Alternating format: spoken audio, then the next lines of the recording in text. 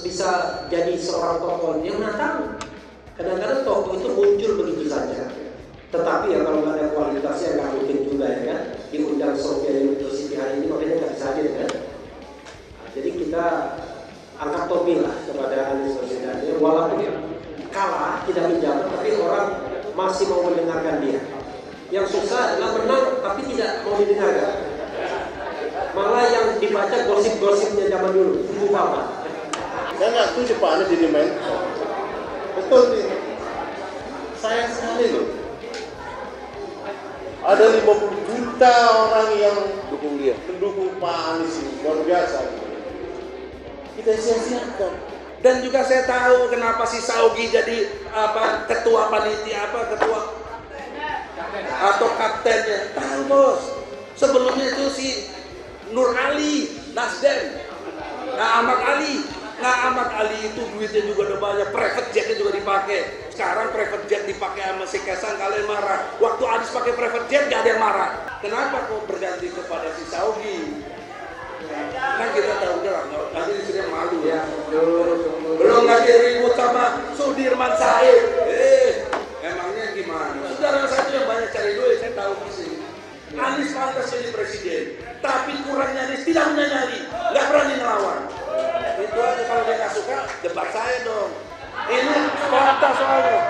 Ini fakta bahwa Anies nggak suka sama saya.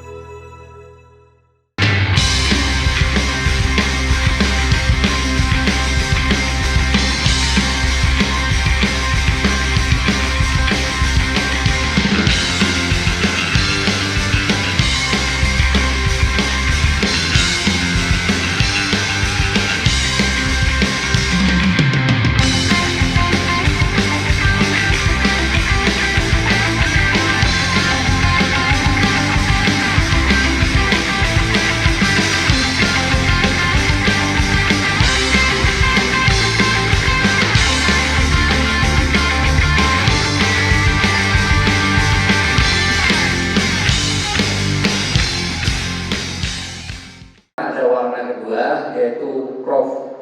Egy Sujana untuk menyampaikan. Oke, beliau melempar kepada Prof juga, namanya Prof. Rafli Harun.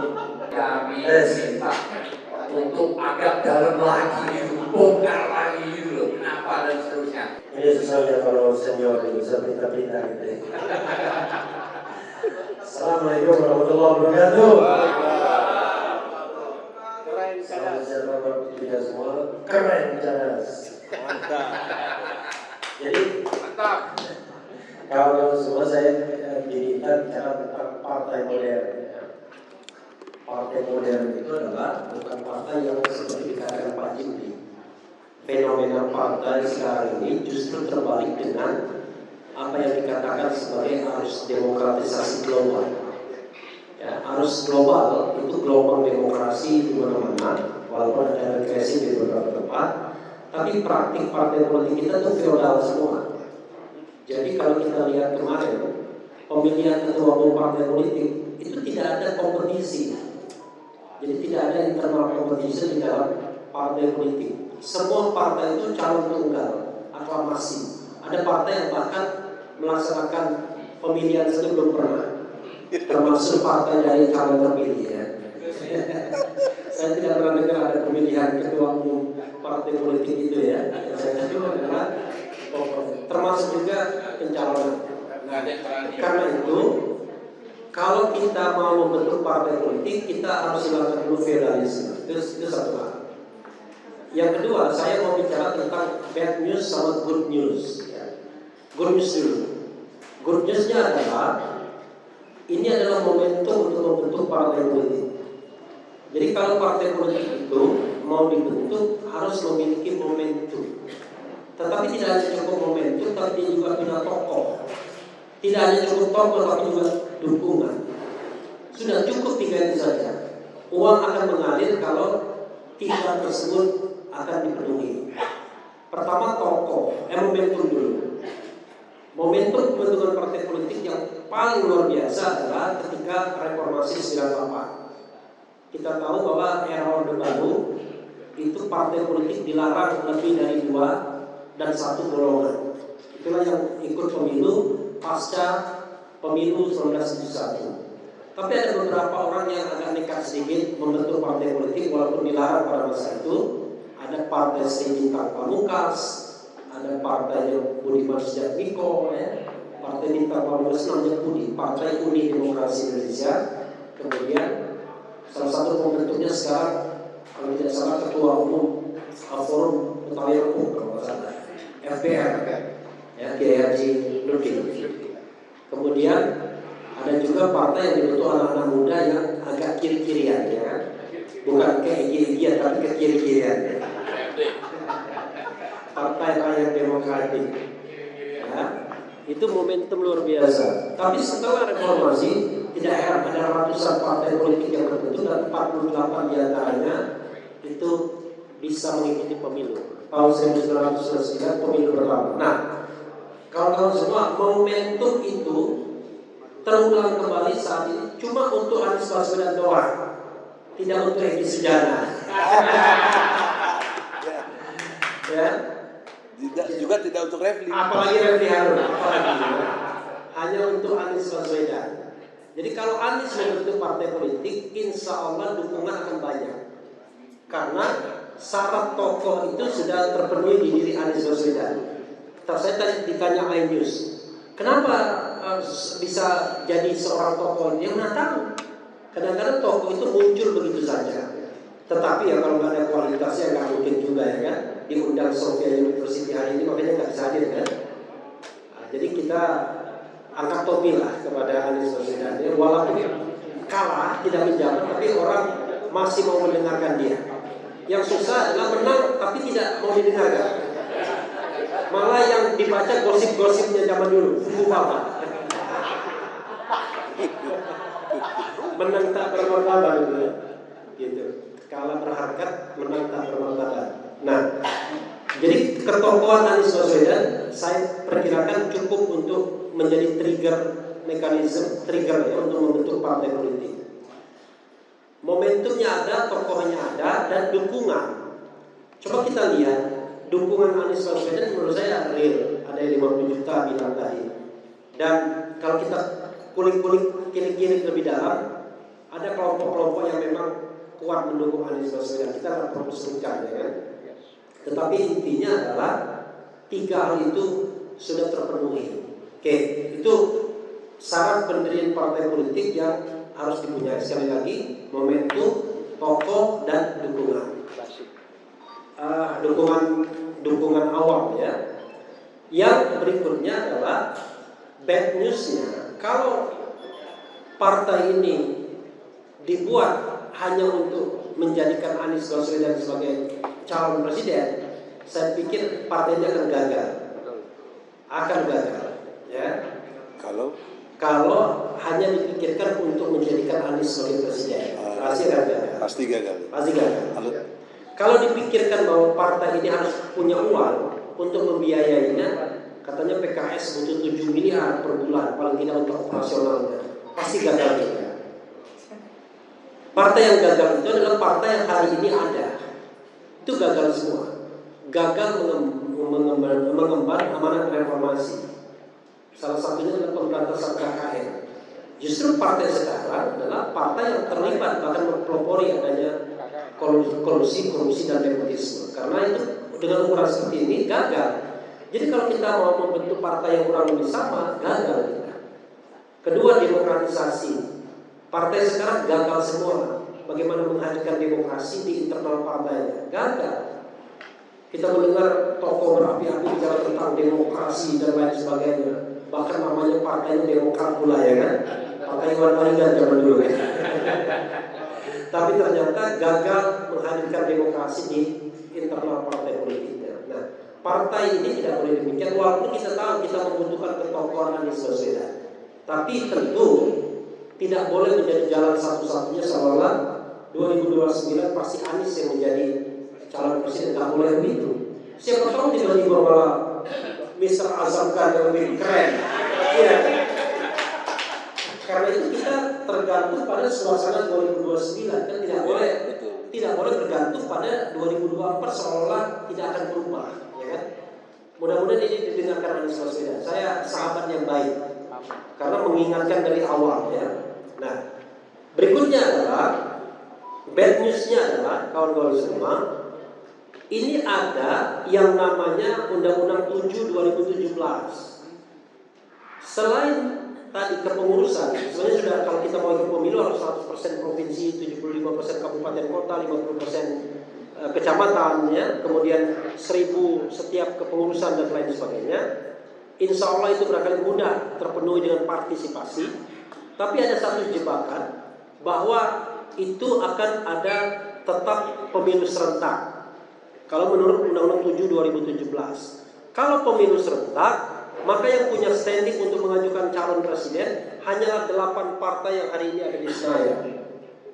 Jadi walaupun thresholdnya 0 misalnya, tetapi kalau yang punya standing itu adalah partai yang ada kursi atau ada suara pada pemilu sebelumnya, nggak ada gunanya partai yang dibentuk itu. Maka ketika kita membentuk partai politik, kita harus berjuang untuk 2 hal. 1, nolkan presidensial threshold. Sekarang ada permohonan yang diajukan oleh aktivis NGO, namanya Hadar Gumai dan Titi Anggraini di Mahkamah Konstitusi. Kawan-kawan semua, ibu dan bapak sekalian harus mendukung itu. Jangan dibiarkan saja.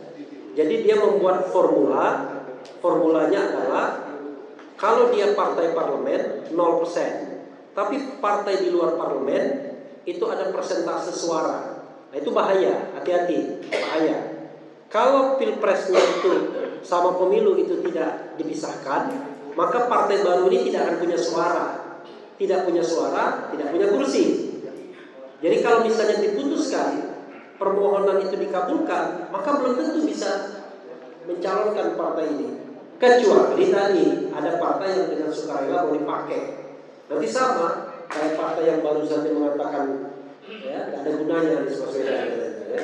Nah, karena itu pastikan 0, tetapi pemilu dan pilpres harus dipisah dengan pemilu legislatif terlebih dahulu seperti kemarin. Hasil pemilu legislatif itulah yang dipakai untuk basis pencalonan presiden. Jadi pemilunya 2029, kemudian pilpresnya 2029 juga. Kayak kemarin dulu sebelum serentak, pileknya bulan April, pilpresnya bulan Juni, seperti itu. Itu saja yang bisa saya share, ibu dan bapak sekalian yang bermanfaat.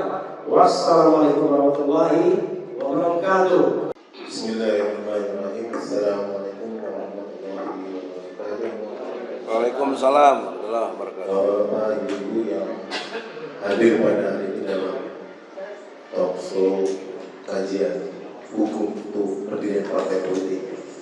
Artinya dengan kejadian kemarin kita Pilgub DKI itu sudah jadi pengalaman buat kita bahwa seorang calon gubernur itu, seorang calon presiden itu harus mempunyai partai. Kalau tidak itu disepelekan orang, tidak dihargai oleh kita punya pengalaman, ya. Kenapa? Pengalaman kita dulu ketika SBY ya naik jadi presiden, dia punya partai politik. Begitu juga beberapa tokoh nasional seperti Amin Rais ya mendirikan partai. Kebetulan saya ada kadernya Amin Rais dari dulu, saya mendiri Partai Amanat Nasional, dan sekarang saya juga pendiri Partai Umat. Nah ini 2. Karena tidak sejalan dengan Partai Amanat Nasional dipimpin oleh Zulkifli Hasan, saya cabut saya ikut Amin Rais, bikin Partai Umat.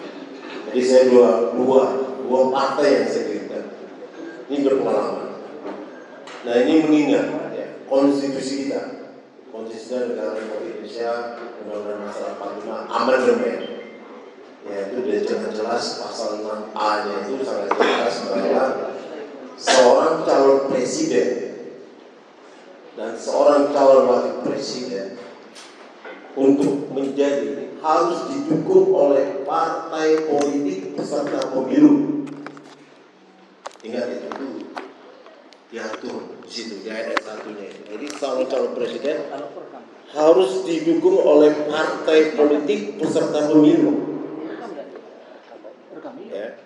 Kalau dikaitkan dengan Undang-Undang Nomor 7 Tahun 2017 Pasal 222, seorang calon presiden maupun seorang calon wakil presiden harus didukung partai politik peserta pemilu dengan perolehan kursi 20% di parlemen. Artinya apa? Undang-Undang Dasar yang amandemen ini dan Undang-Undang Pemilu, Undang-Undang Nomor 7 Tahun 2017 sudah menegaskan sekali. Jadi seorang calon presiden dan wakil presiden hadir wajib didukung oleh partai politik peserta pemilu. Ini legal standingnya, kalau dalam buku itu legal standingnya ini gitu loh. Untuk calon presiden itu ini gitu loh.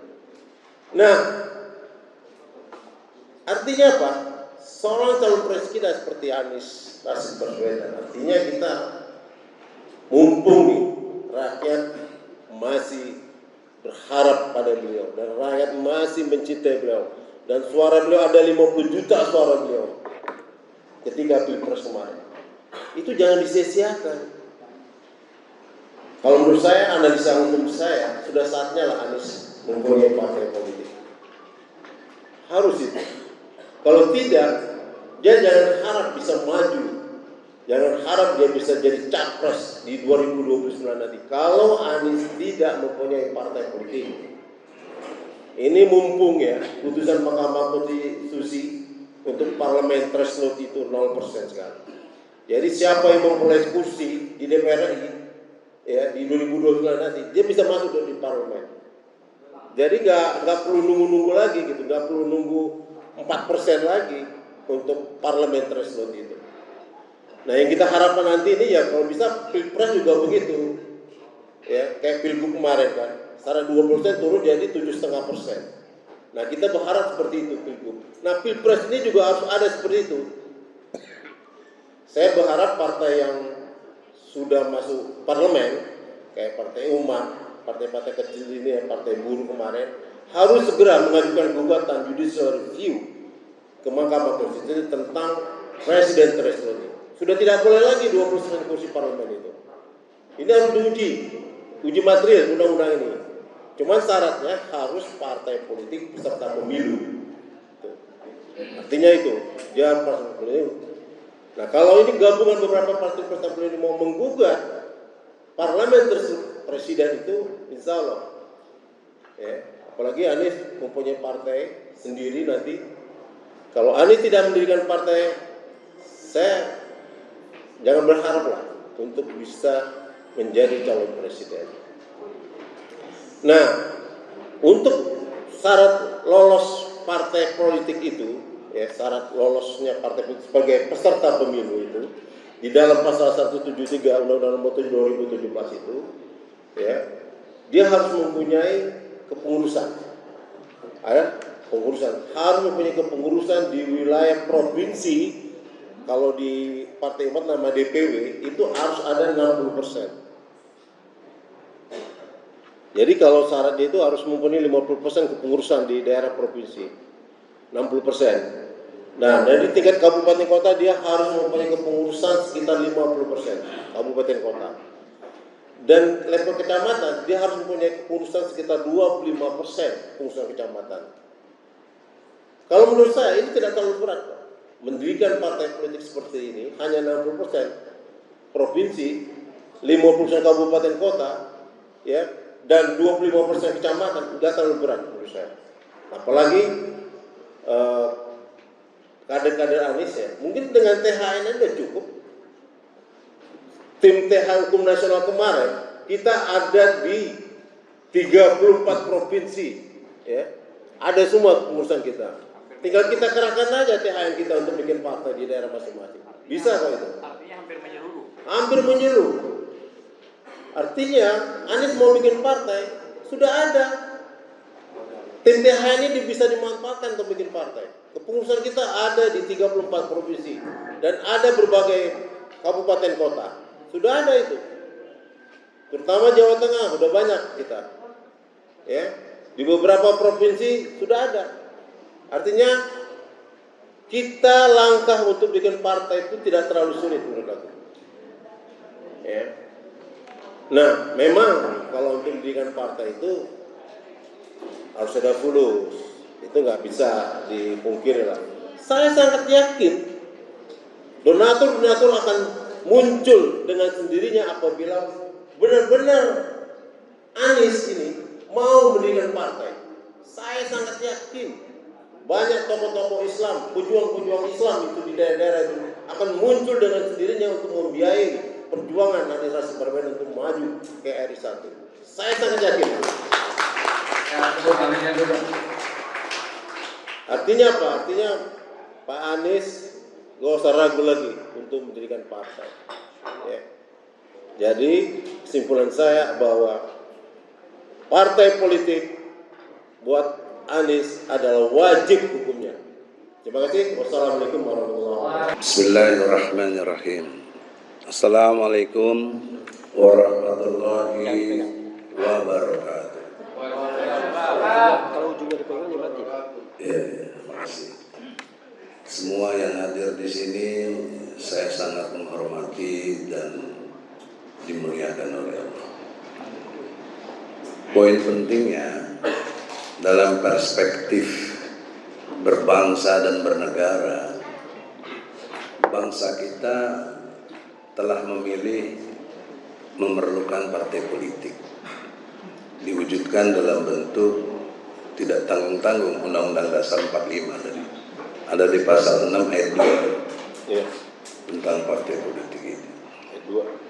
Junto ke Undang-Undang Nomor 7 Tahun 2017 pasal 222 tentang kehadiran partai. Yang tadi sudah disinggung menjadi legal standing. Ditambah dengan Adinda Refli yang cerdas, ya, berani dan militan. CBM kalau dia keren cadas ya. Dengan polesan yang membagi situasinya itu harus melihat momentum. Tidak akan ajak bisa berubah atau bisa berubah. Harus dilihat itu ketokohannya dan lain sebagainya. Nah, pendalamannya bagi saya postulat berpikir itu harus mengacu kepada wahyu Allah, karena itu petunjuk, itu berita gaib yang dimensinya mampu melingkupi dunia akhirat dan rentang waktu masa lalu, hari ini dan akan datang. Nilai-nilai ini masih aktual, wahyu ini. Bahkan saya ingin menerangkan dengan tegas persamaan antara matematik dan Al-Quran. Orang nggak menyangka atau orang sudah kadung membedakan Al-Quran itu dimensi sosial, matematik itu dimensi eksakta, sehingga nggak ketemu. Ini ada Ustadz Edian MUI, ada Profesor Selamat Riyadi dan lain-lain sebagainya, ya, Ajis Baswedan juga. Dengan hormat, supaya saya tidak justifikasi, saya biasakan Al-Quran dulu lebih diutamakan. So, Hani, siapa yang bisa baca Al-Quran surat Al-Anfal? Ya, mohon izin, moderator, Torik, dengerin kalau Quran dibaca, dengar, jangan ada yang ngobrol. Surat 28 ayatnya 22 dan 55. Dengerin, Ustaz. Assalamualaikum warahmatullahi wabarakatuh. Pak. Membacakan arti dari Al-Anfal ayat 22. Itu tuh speakernya tuh, sayang. Quran ini harus sedikit bersabar mendengar wahyunya Allah. Ini bahasa langit. Begitu Pahlawi dari Madura jauh-jauh dengerin ini. Saya akan membacakan surat Al-Anfal ayat 22 dan 55. Membacakan artinya. Sesungguhnya makhluk bergerak yang bernyawa yang paling buruk dalam pandangan Allah ialah mereka yang tuli dan bisu, tidak mendengar dan memahami kebenaran, yaitu orang-orang yang tidak mengerti. 55-nya. 55-nya. Sesungguhnya makhluk bergerak yang bernyawa yang paling buruk dalam pandangan Allah ialah orang-orang kafir karena mereka tidak beriman. Satu lagi Al-Baqarah ayat 2 dan 3. Untuk menemukan apakah sama dengan matematik. Yaitu mereka yang beriman kepada gaib, melaksanakan sholat dan menginfakkan sebagian rezeki yang kami berikan kepada mereka. Ayat 2-nya itu ayat 3. Ayat 2-nya dong. Kitab Al-Quran ini tidak ada keraguan padanya, petunjuk bagi mereka yang bertakwa. Nah, jadi kata kuncinya Al-Quran itu tidak ada keraguan. Ekuivalen dari tidak ada keraguan adalah kepastian. Misal kalau Quran dibaca jangan nggak dengar, nggak dapat rahmat. Nanti ada itu di surat 7 ayat 204. Kalau Quran dibaca dengar baik-baik supaya kamu dapat rahmat. Kalau ngobrol gimana mendapat rahmat? Si rahmat pun nggak dapat apa-apa. Jadi poin pentingnya bukan Egi yang mau didengari. Ini perintah Allah yang kita jarang dengar. Jadi Al-Quran itu tidak ada keraguan. La raiba fi hudalil muttaqin. Dia tidak ada keraguan bagi kita yang mau bertakwa. Nggak ada, sedikit pun nggak ada. Apa poin dari matematik? Kepastian. 1 tambah 1 pasti 2. 3 tambah 3 tambah 3 9. Nggak bisa yang lain, pasti eksakta. Nah, Quran menyatakan tadi makhluk terburuk dalam pandangan Allah orang-orang yang tuli, bisu, tidak mengerti, karena dia tidak mendengar, dia tidak memahami, dia tidak beriman. Siapa itu? Orang kafir. Jadi orang kafir jangan dipahami administratif Hindu, Buddha, Kristen dan lain dari Islam, itu administratif. Tapi kafir dalam substansi adalah yang menutup diri, mengcover. Jadi dalam perspektif misalnya rumah kalau tertutup, nggak masuk cahaya matahari, nggak ada yang buka jendela, apalagi buka pintu, nggak masuk cahaya itu. Tapi kalau rumah ini meskipun bagus, juga ditambah ada cahaya, matahari masuk, kan lebih indah, lebih nyaman tinggal di rumah itu. Karena apa? Cahayanya apa? Al-Quran ini cahaya. Ada diterangkan di surat An-Nur ayat 35. Ada 7 tingkat cahaya. Kalau bicara cahaya, tapi kan bukan waktunya mendakwahi itu. Cuma saya ingin korelasikan dengan konteks hari ini. Jangan lagi kita berpandangan kalau pakai Al-Quran itu kan ilmu akhirat. Nggak, Islam nggak pakai itu. Negara kita bukan negara Islam. Ini blow on menurut saya. Ini blow on dong. Apalagi Al-Quran tidak masuk hukum positif. Bagaimana hukum nggak masuk hukum positif? Nah, negara ini dasarnya aja Tuhan.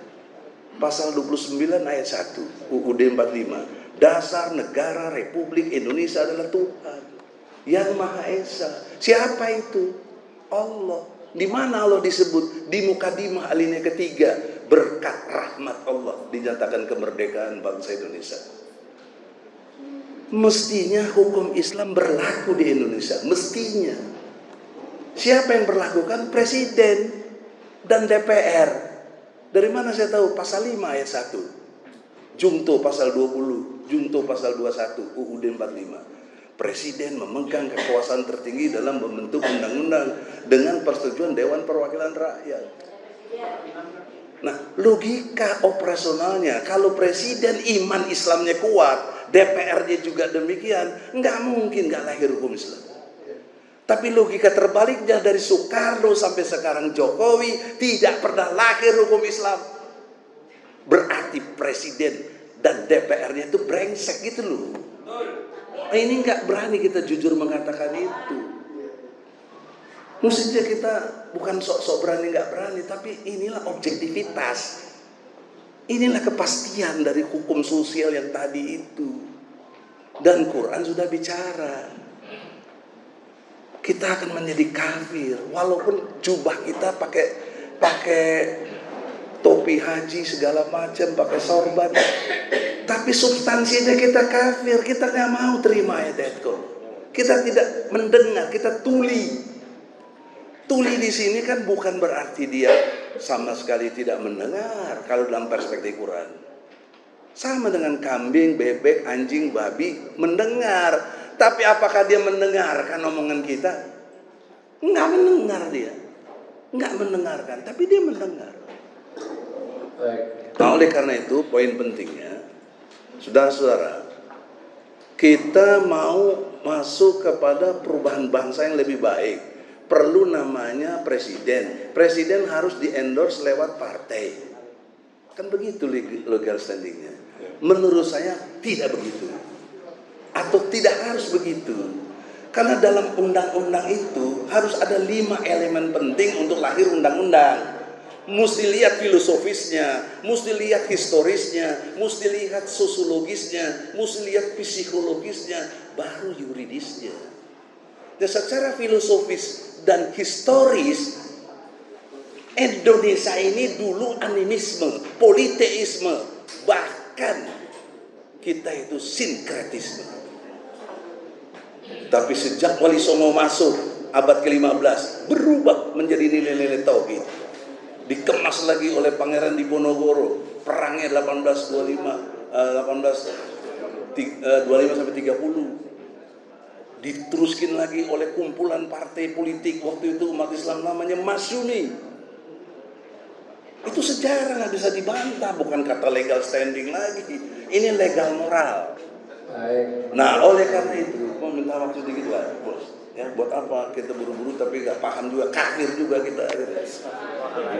Nah, oleh karena itu dalam perspektif pandangan yang utuh, tidaklah tergantung harus seperti itu yang diceritakan Herman Kadir, Brother Refli.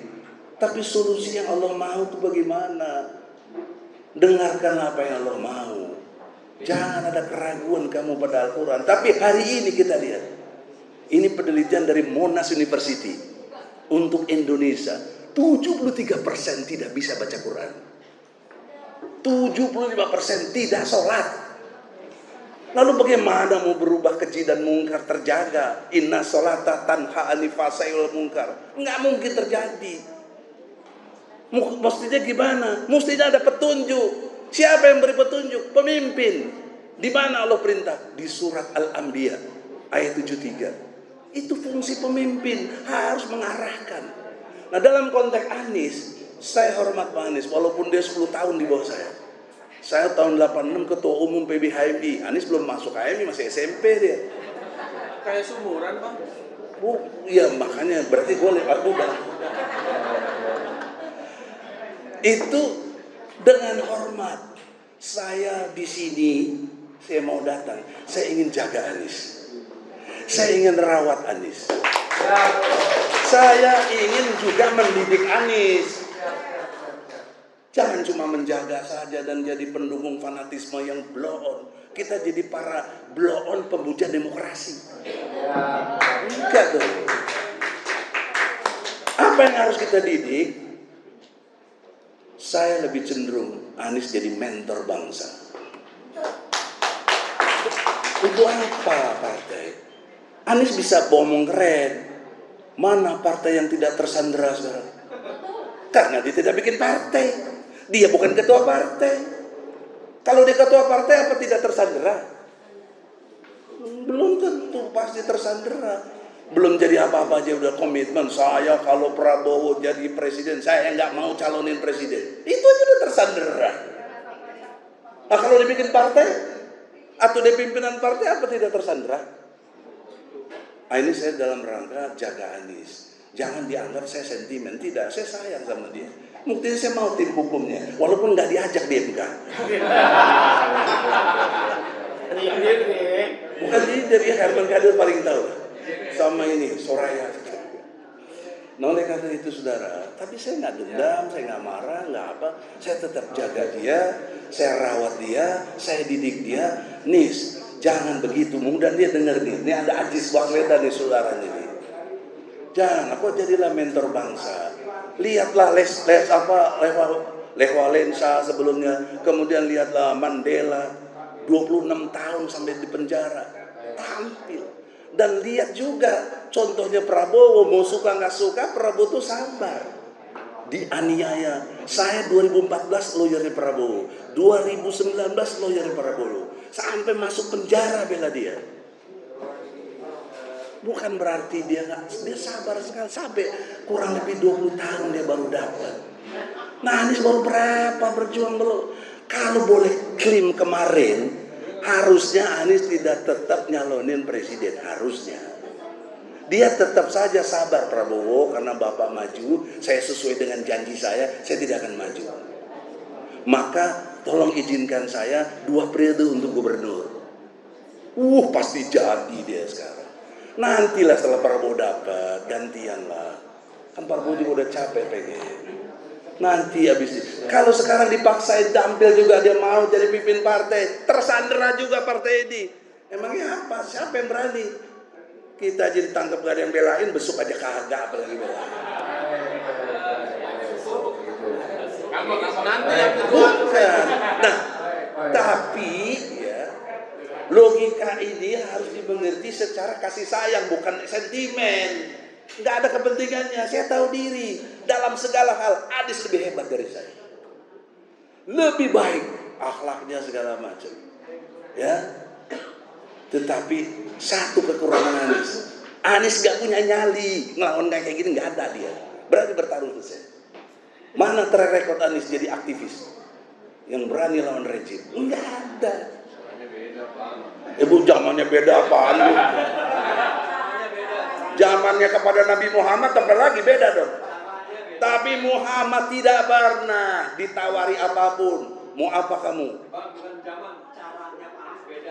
Ya udahlah, cara saya begini juga yang akan diprotes. Ya sudah. Nanti Anda ini pemuja demokrasi yang blon menurut saya. Gak suka nggak apa-apa.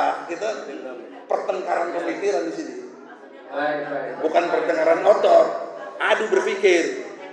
Oleh karena itu sudah dia malah.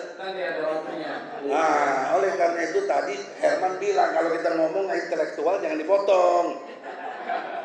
Ini bukan ILC, ini semiloka. Jadi oleh karena itu saya menyarankan Anies mentor bangsa. Dia bagus, sabarlah 5 tahun ke depan. Dia bina segala resource yang kemarin 40 juta dukung dia, dibina, diupayakan dirawat dengan baik supaya tetap jaringan itu terjaga. Barulah 29 dia bisa tampil lagi dengan elegan. Nggak usah partai-partai yang kemarin juga dia nggak punya partai tapi dicalonin 3 partai. Coba untuk apa? Karena pasti tersandera. Sehebat-hebatnya PKS sekarang. Saya ngeri, saya udah dewan pakar di situ. Sekarang jadi PSK juga. Mau suka nggak nggak apa-apa, dipecat saya nggak apa-apa, saya lawan itu. Saya nggak mau keluar. Oleh karena itulah. Nah ini menjawabnya, ini banyak nanya nih. Si Juju juga protes saya di besok. Mau menjawab ini, karena saya ada si namanya Supriyadi, panggilannya si Culik. Dia mimpin Ormas Kembang Latar di Jakarta. Baru ulang tahun yang ke-33. Dia ketuanya. Saya ngucapin selamat. Terus bang, tolong bang, kita ini dukung Ridwan Kamil sama Suswono. Kalau Suswono saya dukung, karena dia satu halako sama saya tahun 83. Yang bina namanya Hilmi. Siapa Hilmi itu? Pendiri PKS. Sebelumnya Partai Keadilan. Hidayatul Wahid dulu, ya waktu dia kuliah di Madinah tuh kita udah lebih dulu halakohnya gitu loh. Jadi saya punya sentimen ideologi dengan Susono. Dan saya duga kalau pakai teori yang tadi semua masih berlaku ini, dipastikan dia menang. Kenapa? Karena pemilihannya November presidennya udah siapa? Prabowo. Dia didukung oleh siapa? Gerindra. Kita jangan blow on dong gitu loh. Jadi itu kenapa saya begitu. Kalau kamu tahu, bukan pamor, bukan duit, prank. Saya ideologis. Ya, ideologis. Kalau mau pragmatis, saya lebih baik gabung ke Prabowo. Orang saya punya sejarah sama dia. Dia yang ngeluarin saya juga lewat Dasko. Tanya Dasko. Tapi saya nggak mau. Kenapa? Karena dia gabung sama Jokowi. Jokowi ini pengkhianat bangsa. Kenapa kita takut sama Jokowi gitu loh? Hari ini kalau ditanya, kamu lebih takwa siapa, Jokowi atau Allah? Banyak yang takwanya sama Jokowi, enggak pada Allah. Nah itulah harus kita lawan. Untuk itu Anies jadi mentor bangsa. Bikin partai itu apakah bisa tersandra atau tidak gitu ya. Gini ya, kita nih bukan apa-apa. Kenapa sih kita takut sekali gitu? Partai tersandra. Nanti kayak begini. Ya kan? Kita punya prinsip dong. Bikin partai yang jelas-jelas untuk membela rakyat, membela masyarakat. Kenapa kita mesti takut? Tersandra apa tidak? Ya kalau orang yang tidak mempunyai akidah yang kuat pasti tersandra. Artinya gitu. Artinya siapapun tidak mempunyai akidah yang kuat pasti tersandra. Tuh Bang Igi. Ya kita kalau takut bikin partai gitu ya. Kalau aku dari dulu gitu, saya punya prinsip. Ya, punya prinsip kalau tidak sesuai dengan niat perjuangan, ya, niat perjuangan untuk membela masyarakat ini dan agama saja tidak akan mau bergabung partai. Jadi kita nggak pula takut tersandra atau tidaknya bikin partai itu. Ya, Imam. Setuju saya nggak setuju Pak Anies jadi mentor. Betul sih. Sayang sekali loh. Ada 50 juta orang yang mendukung Pak Anies ini, luar biasa gitu. Kita sia-siakan. Kamu bayangin jadi mentor aja. Gara-gara ngebelain Prabowo. Aduh, sorry aja loh.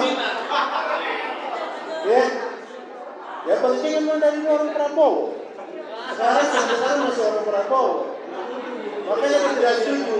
Makanya kemarin dia kita tidak setuju masuk atau ngaco. Nah itu kenapa? Karena dia masih pada Prabowo yang keren kan. Saya nggak mau. Hari udah bilang sama saya, Bang bahaya banget itu. Nanti dia dari Prabowo. Iya, itu memang dia tidak masuk di dalam tim kita karena bakal bela Prabowo. Nah, sekarang udah terbukti kan, sampai sekarang masih orang Prabowo sebenarnya. Jadi saya nggak setuju. Anies dijadikan nanti ada hak jawab. Dijadikan mentor, waduh, ini tokoh besar, tokoh revolusi. Anies adalah tokoh revolusi negara ini. Kalau kita buang dia, rugi kita, rugi umat Islam. Percaya sama saya. Tokoh pejuang dijadikan mentor politik. Gak ada nilainya dong. Gila. Saya mati-matian ya untuk membela Anies. Kenapa? Memang dia sudah pantas untuk menjadi presiden politik. Makanya aku bilang wajib dia punya partai politik. Kenapa? Konstitusi kita sudah jelas. Pasal 6 A ayat 2 mengatakan bahwa syarat untuk menjadi presiden itu harus didukung partai politik peserta pemilu. Betul. Pasal 222 sangat jelas. Syarat untuk menjadi calon presiden dan wakil presiden harus didukung partai politik peserta pemilu. 20% kursi parlemen. Mimpilah. Kalau nggak punya partai, jadi mana bisa jadi presiden? Gak mungkin bisa jadi presiden lah kalau begini. Ya akal-akalin terus. Kita jangan bodoh, ya kan? Kita harus cerdas, berpolitik harus cerdas memang. Akidah harus kuat juga. Nggak bisa dong, nanti dijual nanti ini. Itu kan. Saya kalau ragu-ragu dalam berjuang, tidak usah ikut. Betul ya? Ragu dalam berjuang, jangan ikut, bergabung. Ada hak jawab, Mbak. Ini demokrasi, ada hak jawab. Pak Mugi. Ada hak jawab. Jadi ya. Kalau dengarkan ini pandangan yang luar biasa. Dari kita mulai raibaki, udah mendaki. Artinya itu apa? Tidak ada perdebatan lagi tentang isi Al-Quran. Itu artinya, itu tafsirnya. Coba buka Ibnu Katsir. Bapak buka buku Ibnu Katsir. Itu isi Al-Quran itu tidak perlu diperdebatkan lagi. Sudah benar. Jangan ditafsirkan partai politik di sini, ngaco itu. Salah ini. Ini enggak pemahaman agama enggak jelas nih. Ya. Enggak ngerti. Ini orang enggak ngerti agama nih namanya. Ya, sudah jelas. Zalikal kitabul la raiba fihi hudal lil muttaqin. Kitab ini, Alkitab ini tidak ada diragukan lagi di dalamnya. Karena udah benar. Jadi kalau kita kasih ditafsirkan ke partai politik nggak nyambung. Nggak nyambung itu. Nah, kemudian saya setuju, Bu. Kita perlu partai politik. Ya. Kenapa? Partai politik adalah alat perjuangan. Partai politik adalah alat perjuangan kita. Alat perjuangan untuk mengangkat Anies sampai calon presiden. Itu dia. Jadi kalau kita tidak punya partai politik, mimpi ente. Anies sekarang udah ledek itu sama PKS. Coba aja dia kalau bisa bikin partai. Enggak. Ledekin sama dia. Emang dia punya duit bikin partai. Begitu gitu. Begitu derendahkannya. Ya, orang yang tidak punya partai di republik ini. Kalau mau jadi presiden, derendahkan kalau dia tidak punya partai.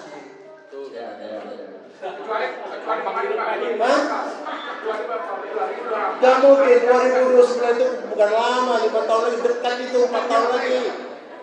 Kalau bikin dari partai dari sekarang, ya, saran undang-undang nomor 7 tahun 2017 untuk bikin 60% pengurus DPW, selesai itu, gampang loh itu.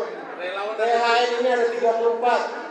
THN hanya 34. Relawan kita, tim advokasi saja ada 1.500 advokat.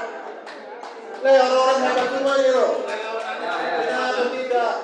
Kita bisa kerahkan kok kemarin. Bayangin, di Bawaslu itu bisa laporan kita sampai ratusan laporan Bawaslu. Itu hebatnya enggak? Artinya apa? Memang gak main-main. Tim pendukung Anies itu tidak main-main gitu. Saya sangat yakin itu sebentar juga dapat duit banyak yang nyumbang nanti. PKS aja dari 5.000 perak bisa. Apalagi bisa lah. Partai buruh aja bisa. Partai buruh bisa. Masa partai? Itu boleh saya sependapat setuju bikin partai politik. Harus. Tidak akan mungkin bisa Anies menjadi presiden tanpa punya partai politik. Iya. Semua nanti Allah menentukan. Kalau kita niat baik, niat kita ikhlas dalam rangka memperjuangkan agama kita, insya Allah akan berkasih tunjuk jalan. Betul. Gak usah takut. Maksudnya, setuju dengan partai. Dan ini orang partai politik. Kalau saya memang orang partai politik, 2 kali saya bikin partai. Pendiri partai saya. Saya nomor 14 tuh, Partai Umat. Semua saya ngurusin. Notaris saya bisa urus semua. Kalau untuk proses pembinaan partai udahlah, itu urusan saya nanti. Gampang itu. Baik. Kedua Pak Arif, parpol, jadi gini, kita jangan pesimis dulu lah, ya kan? Terlalu belum apa-apa gagal bikin partai, itu apa? Kalau kita ini pejuang, tidak ada kata gagal, maju terus, ya apapun yang kita niatkan dengan ibadah pasti jadi, insya Allah akan jadi penolong agama. Amin. Kalau kita niat kita menjadi penolong agama Allah, Allah akan tolong kita. Itu saja. Terima kasih. Wassalamualaikum warahmatullahi wabarakatuh. Mohon dilanjut kalau lagi. Panjang nih, panjang. Ada itu kencing ya. Iya. Boleh. Ini nggak fair. Tunggu sini. Aku ada di HP, jadi gampang kencing. Sebentar masuk kamar mandi. Ya, maksudnya fair, sabar ya. Saya wakilnya. Karena ini hak jawab. Saya wakilnya. Dengerin. Tapi tetap pendekatannya rasional. Nggak boleh emosi orang. Pemikiran Herman Kadir, dia adik kelas saya. Itu pemikiran saya 25 tahun lalu. Apa bukti saya berpikir seperti itu? Saya pendiri Partai Bulan Bintang. Sama Yusril, sama Kabar. Ini bicara 25 tahun lalu, tahun 98, habis 99. Biar benar dulu. Inilah kalian ini telah melakukan kebencian sebelum menegakkan keadilan. Harus adil dong, dia ngomong didengerin. Giliran saya ngomong dihu. Nah, kalian telah berlaku zolim kepada saya. Kalian tidak adil. Boleh. Karena kalian pendukung Anies yang blow on menurut saya. Ya udah, nggak usah dibahas. Kita kan punya statement masing-masing. Kenapa saya pikir itu 25 tahun lalu? Saya mendiri partai juga yang dibangga-banggain. Bahkan sekarang saya ketua umum partai Pemersatu Bangsa. Kemarin tidak lolos. Itu bicara jujur. Ketua umum. Jadi kalau urusan partai saya ngerti banyak gitu loh. Dia belum bicara partai, saya udah bikin pendiri partai. Nah, oleh karena itu, sejarah ini saya pelajari betul mengacu surat Al-Fatihah. Ihdinas siratal mustaqim. Tunjuki jalan yang lurus. Yang mana itu? Siratal ladzina an'amta alaihim. Jalan orang-orang terdahulu sebelum kamu. Bukan ghairil maghdubi alaihim waladdallin. Bukan yang sesat. Nah, saya sudah tapaki jalan sejarah ini jauh lebih dulu dari dia. Habis dari bikin PBB nggak berhasil, saya ribut dengan Yusril. Boleh Yusril konfirmasi sini. Ya, saya keluar. Kemudian digabung, diajak Hamzahas P3. Begitu juga akhirnya saya tinggalin juga. Masuk ke PAN sama masih Herman, dia kapan di PAN? Juga begitu juga. Udah 4 partai ini. Dia baru 2 partai. Ya. Kemudian sekarang yang kelima saya di PKS. Kan begini juga akhirnya. Jadi konteks itulah sejarah yang mengajarkan saya untuk berlaku arif dalam menilai. Oleh karena itu dalam konteks ini perasaan hukum saya, perasaan ideologi saya sama dengan Habib Rizik yang tadi udah diumumkan. Ada lihat statement Habib Rizik. Kalau kau mau juga jujur berimam kepada dia, kalau enggak ya nggak apa-apa juga kan. Apa kata Habib Rizik? Yang bikin partai politik ini bikin brengsek negara. Ada statement, ada membantah apa? Dan faktanya partai-partai sekarang ini memang brengsek gitu. Memang jual beli. Maka saya berasumsi dengan prediksi historis Al-Fatihah tadi.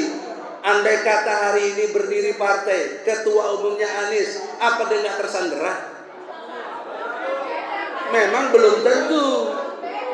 Nah, belum tentu. Ente udah ketinggalan. Ente ketinggalan 3 partai. Saya 5 partai. Itu baru 2. Jadi dalam perspektif sejarah itu, udah jangan komentar dong. Tadi waktu dia ini tuh gak komentar. Kalau nggak suka ribut sama saya gitu loh. Jadi itu kalau cara berpikir intelektual. Jadi dalam perspektif sejarah ini, dugaan kuat kan boleh, namanya prediksi. Dengan asumsi logika kapasitas yang ditampilkan oleh Anies Baswedan. Saya sudah katakan, Anies secara ansih pribadi jauh lebih hebat dari saya. Sudah akui saya. Lebih segalanya. Nggak ada hebatnya. Kurang saya. Luar biasa. Tapi satu hal saya bilang tadi, Anies nggak punya nyali. Saya pernah ditaruh tadi. Siap. Jangan komentar-komentar gitu. Jadi dalam konteks ini, apa bukti saya tidak punya nyali? Kalau bicara logika perjuangan, kalau bicara logika untuk melakukan perlawanan, sejak dinyatakan pemilu ini dimenangkan oleh 02, Anies harusnya protes. Kalau bicara seharusnya. Tapi dia malah ngasih ucapan selamat, datang ke KPU. Nah udahlah, jangan begitu. Ini kan kalau mau aja nih kita dengerin, kita lanjutin nanti. Kita harus selamat aja. Tapi nggak, apa masih bisa dilanjutkan begitu kesepakatan kita. Ini lanjut apa dengerin aja? Kalau dengerin aja batasnya waktu kemudian belum ajan kok. Nah langsung ya. Jadi poin pentingnya gini lah. Saya jangan dipandang nggak suka sama Herman. Saya senang sama dia. Di masjidnya saya diundang khotbah Jumat terus. Tetapi dalam beda pendapat dia juga biasa saja. Cuma jangan menjustifikasi dia benar saya salah aja udah.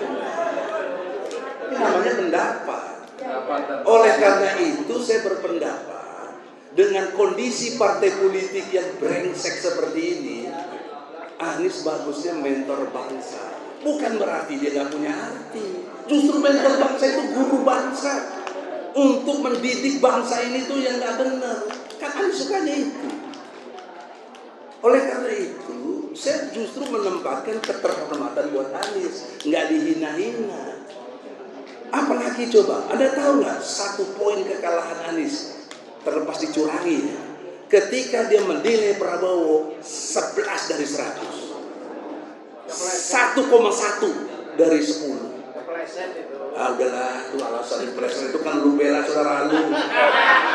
Ini bicara objektivitas. Kenapa? Seluruh TNI punya kors merasa dihina betul Menhan itu. Ya pendapat. Oleh karena itu, pendapat itu yang membuat dia rugi. Tapi ketika Prabowo menang, dia ucuk-ucuk kasih selamat. Mana 1,1-nya? Mana yang nilai 11 dari 100? Itu kan artinya nggak punya 0, hampir nggak berdaya. Dosen saja nilai paling rendah itu 4, hurufnya E. Nggak ada yang kasih nomor 1,1. Nah oleh karena itu, dalam perspektif ini kan tadi puji-puji betul Anies selangit nggak ada salahnya. Salah saya menurut saya di situ. Harus berani dan kasih tahu. Belum selesai Pak. Kok tadi sih dia ngomong nggak ada lain-lain. Harus adil. Nggak apa-apa. Ini karena saya kan hak jawab yang dari dia. Supaya ada perimbangan berpikir yang konkret. Supaya kalian ini punya rasa keadilan yang benar dong. Jangan kebencian pada satu kaum membuat kamu berlaku tidak adil. Itu surat Al-Maidah ayat 8 itu. Nah oleh karena itu, kalau kalian mau adil dalam konteks situasi hari ini, apa yang saya sampaikan ini dicerna. Itu yang kasih masuk. Maka hanya orang-orang kafir yang tuli, nggak mendengar itu apa informasi yang saya sampaikan bentar lagi karena kalian sudah cinta betul sama Anies, kesalahannya pun nggak kelihatan. Ya kalau nggak dengar, Nanti jubirnya yang jawab. Iya, boleh lah jubir mau jawab mau apa lah. Nah sekarang kalian, wah ini bukti orang Prabowo. Kalau seorang Prabowo gabung terus di situ dong. Lagi enak-enaknya banyak duit, gabung ke tim hukumnya Anies kagak dapat duit, malah keluar duit, udah ongkos sehari. Udah gitu dia diajak, oh nanti takut bela Prabowo. Kita tahu prosesnya bukan itu. Nih si Toreng nih, lu mesti jujur. Kenapa Egy diajak? Jangan Bang Egy radikal. Nih, ya jangan main. Tapi saya nggak persoalin dia. Kenapa? Kalau saya betul jadi lawyernya dan saya udah datang ke MK waktu hari pertama mendaftar, malah kagak ada, Ahmad Yani nggak ada, saya yang ada, nggak dimasukin sama saya. Ini jamu saksinya? Enggak. Kalau masuk ke tantangan enggak. Jadi oleh karena itu, ya, kalau saya ada takdirnya Allah memang nggak ada. Ya, itu lihat omongan si apa Arif siapa tuh? Hakim itu. Kubu Bapak. Kan Arif. Arif Hidayat. Dia ngomong apa coba? Jokowi tidak bisa dihadirkan dalam pengadilan ini karena Jokowi sebagai kepala pemerintahan, Jokowi juga kepala negara, sehingga tidak elok, tidak pantas dia dihadirkan. Itu Arif Hidayat. Kalau saya hari itu lawyer, saya lawan tuh. Arif, belum ngerti pasal 27 ayat 1. Setiap warga negara berkesamaan kedudukannya dalam pemerintahan dan hukum tanpa kecuali. Kenapa lo kecuali Jokowi? Nggak berani. Lawyer-lawyer yang ada tidak mau hormat mati. Ya. Nggak ada yang berani ngomong. Saya berani. Kemudian 4 menteri jadi saksi, dibikin syarat nggak boleh ditanya. Kepala lawyer dia baca, bagaimana kok saksi nggak boleh ditanya? Itu kan belum luar biasa. Bertentangan dengan hukum acara. Coba. Kemudian putusannya lagi tidak ditemukan nepotisme. Padahal si Gibran itu siapa kalau bukan ponakannya si Usman? Nepotisme kan diambil kata nephew, ponakan. Itu jadi putusan. Tapi nggak ada yang berani protes. Nah, itu fakta. Nah, oleh karena itu, jangan dimasukin. Dilarang kan? Dengar sendiri. Nanti ngaco bela Prabowo. Ini kan nggak punya otak. Apa standarnya itu? Harus objektif kita. Dia tadi maki-maki saya nggak apa-apa. Nah, jadi harus objektifnya ya. Kalau saya mau milih, memang milih lebih baik ikut Prabowo, menang saya. Tapi saya nggak pilih, saya pilih Anies. Saya lawan, saya pilih Anies. Ini saksi Ibu Dio nih, ini selalu ajak saya dalam gerakan-gerakan dengan legisannya untuk melawan. Terakhir, waktu konteksnya masih perdebatan luar biasa, saya sarankan kepada Anies dan Caimin berdasarkan tentang surat kisah Nabi Musa bersama Nabi Harun. Apa perintah Allah di situ dalam surat Asyura, surat ke-26? Musa dan Harun, datangilah Fir'aun dengan lemah lembut. Nah, saya pikir dalam konteks hari itu kemarin, waktu masih perdebatan, belum pemilu, atau untuk sekedar pencoblosannya sebentar lagi, saya minta kepada Caimin dengan Anies waktu itu di Diponegoro Super 10. Saya sarankan apa? Anies dan Caimin tolong berdua datangi Jokowi. Bilang sama Jokowi, dilihat semuanya, tolong jangan curangi kami, karena kami membuat satu indikasi kami dicurangi sangat-sangat. Itu kan murah meriah, tidak ada konflik, tidak ada apa hal-hal yang membuat jadi kerusuhan. Biayanya murah, nggak dituruti. Saya dianggap saya pendukung apa jadi di sini. Saya murni ikhlas bela Anies dengan penuh secara konstruk berpikir yang konstitusional. dan lihat sejarah kebangsaan kita, juga dunia tadi Musa dan Harun. Kalau logika dibalik, andai kata saya didengar, kelabakanlah Jokowi pun jawab. Pasti dia Jokowi, jangan tanya saya, begini, saya nggak mencurangi. Kena lagi kebohongan. Padahal yang cawe-cawe itu maksud saya, daripada ngerahin masa berminggu-minggu, uang banyak keluar, dan itu nggak dikasih dari Anies loh. Saya uang keluar sendiri, si Dio keluar sendiri, semua keluar sendiri. Dan juga saya tahu kenapa si Saugi jadi ketua panitia ketua atau kaptennya. Tahu bos.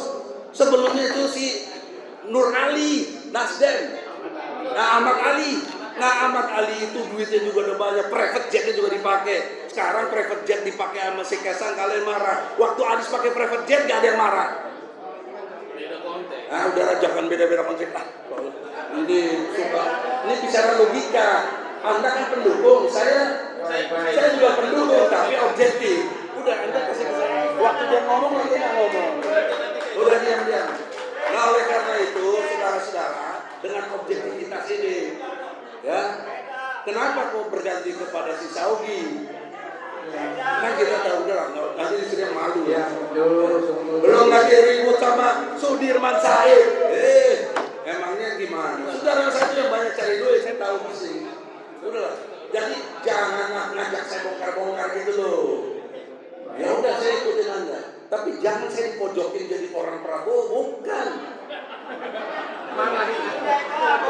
Ya udah makanya. Kalau saya nggak bantah ini kan dia benar ini. Saya harus bantah, terang-terangan. Kalau kepengen sekarang mau saya orang Prabowo, mungkin diajak jadi menteri. Kalau saya oportunis, saya tetap lawan. Karena dia gabung dengan Jokowi, saya selama ini 2 tahun lebih mempersoalkan ijazah Jokowi, maka saya lawan walaupun saya berteman dengan Prabowo. Tapi dengan sadisnya bukan seorang Prabowo. Ini otaknya luar biasa perjuangan Bang Edi. Oke ya. Jadi saya jawab yang siapa tuh ibu-ibu. Jokowi ditangkap, nggak usah mikirin yang lain-lain. Fokus ijazah palsu Jokowi ini paling mutlak. Ini bukan peristiwa politik, ini peristiwa hukum. Nggak ada kaitan dengan capres. Oke. Nah oleh karena itu, kalau kita sepakat betul-betul mau menegakkan kejujuran kebenaran, nggak ada urusan dengan Anies, partai-partai. Mari sama-sama bagaimana segera Jokowi diadili karena ijazahnya palsu. Ini lebih bagus, lebih punya landasan hukum. Jadi oleh karena itu saudara-saudara, partai politik yang modern saya tidak anti, tapi kondisional objektif sekarang ini yang jadi masalah. Oleh karena itu saya muliakan Anies, kok jadi pemimpin bangsa, mentorkanlah bangsa ini, didik bangsa ini untuk tetap melawan kezoliman. Bukan nggak suka, saya suka dia jadi presiden, kalau saya dukung. Dia lebih baik dari saya nggak merasa lebih baik dari dia. Anies pantas jadi presiden, tapi kurangnya Anies tidak punya nyali, nggak berani melawan. Itu aja, kalau dia nggak suka, debat saya dong. Nih saksi nih, Arif, kok diri. Waktu itu saya bilang sama Arif, salam sama Anies Baswedan. Saya kangen, kita kapan bisa ketemu. Disampaikan sama Anies, ini kepada Anies disampaikan dia salam balik buat Bang Edi. Tapi saya nggak suka Bang Edi, tulisannya apa istilahnya? Saya belum suka Bang Edi dengan tulisan. Saya belum suka tulisan Bang Edi. Waktunya sudah cukup, kita sampai acara sampai jam 3. Mohon maaf, kasih kesempatan yang lain. Tapi mohon maaf juga, saya mau ini kebenaran. Waktunya sudah habis. Saya nggak mau nurut. Kalau nggak suka kita ribut aja. Ini fakta soalnya. Ini fakta bahwa Anies nggak suka sama saya. Itu Anies suka. Iya, tapi nggak mau ketemu. Kan saya ngajak ketemu. Padahal haji saya datang ke rumah saya. Jadi oleh karena itu, kalau forum NTT didengar sama Anies, Egi mau ketemu. Ayo kita diskusi yang baik buat bangsa ini. Jangan terus jadi musuh-musuhan. Belum itu. Udah gitu aja. Assalamualaikum warahmatullahi wabarakatuh.